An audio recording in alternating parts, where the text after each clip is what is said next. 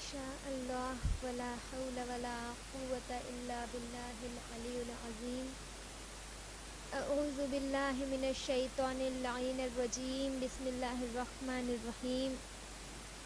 رب اشرح لی صدری ویسر لی امری فاحلل عقدۃ من لسانی یفقہوا قولی.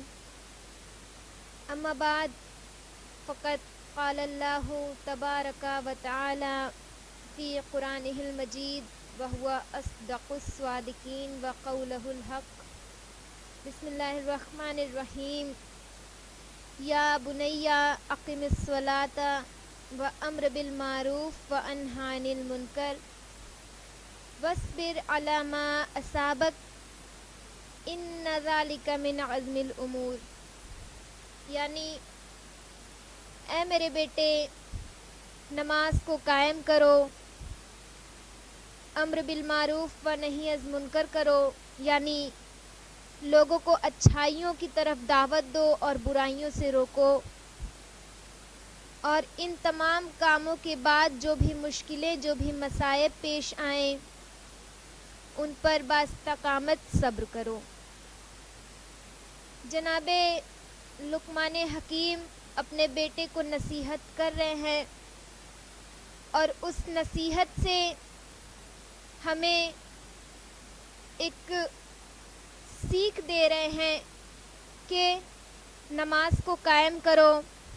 اور ان کی اس نصیحت کو خداوند عالم نے اپنی پاک و پاکیزہ کتاب قرآن مجید میں بیان کر رہے ہیں، تاکہ ان کی اس نصیحت کے ذریعے سے ہماری آنے والی قوم، ہماری آنے والی نسل جو ہے وہ کچھ نصیحت حاصل کر سکے اور ان کے ذریعے سے اپنی زندگی کو خوشگوار بنا سکے. کہ جیسا کہ فرمایا، اے میرے بیٹے نماز کو قائم کرو، کیونکہ نماز تمہارے دل کو منور کرتی ہے، نماز تمہاری روح کو صاف و شفاف کرتی ہے، نماز تمہیں جنت میں لے جائے گی، نماز تمہیں تمام گناہوں سے بچاتی ہے، اور یہی نماز تمہیں خداوند عالم کے نزدیک کرتی ہے اور شیطان سے دور کرتی ہے. جیسا کہ معصوم علیہ السلام ارشاد فرما رہے ہیں کہ مومن کی پہچان ہے کہ تنہائیوں میں خداوند عالم کو یاد کرتا ہے، یعنی وہ خداوند عالم کی یاد سے کبھی بھی غافل نہیں رہتا ہے. تو جو بھی شخص خداوند عالم کو یاد کرے گا، خداوند عالم اسے دوست رکھے گا اور اسے تمام جہنم کے کاموں سے، تمام نفاق سے محفوظ رکھے گا. خداوند عالم اسے جنت میں جگہ دے گا، خداوند عالم اسے تمام برائیوں سے محفوظ رکھے گا.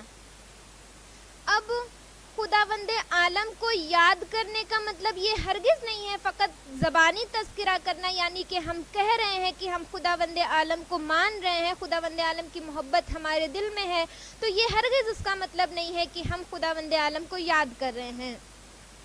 بلکہ خداوند عالم کو اگر یاد کرنا ہے، خداوند عالم کو اگر محبت کرنا ہے اس سے، تو ہمیں چاہیے کہ ہم اپنے قلب اور اپنے روح سے خداوند عالم کو یاد کریں اور کبھی بھی اس کی یاد سے غافل نہ ہوں.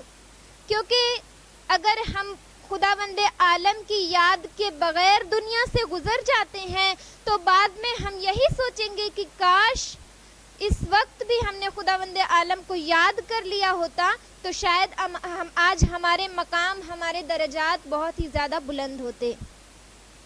کہ جیسا کہ خداوند عالم جناب ابراہیم کو بہت ہی زیادہ ان کا اہم مقام دیا ہے، ان کو بہت ہی زیادہ اہم مقام دیا ہے.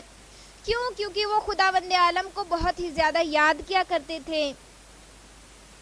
اب نماز کے بعد جو ہمارا اہم مسئلہ ہے وہ ہے امر بالمعروف و نہی از منکر، یعنی لوگوں کو اچھائیوں کی طرف دعوت دو اور برائیوں سے روکو.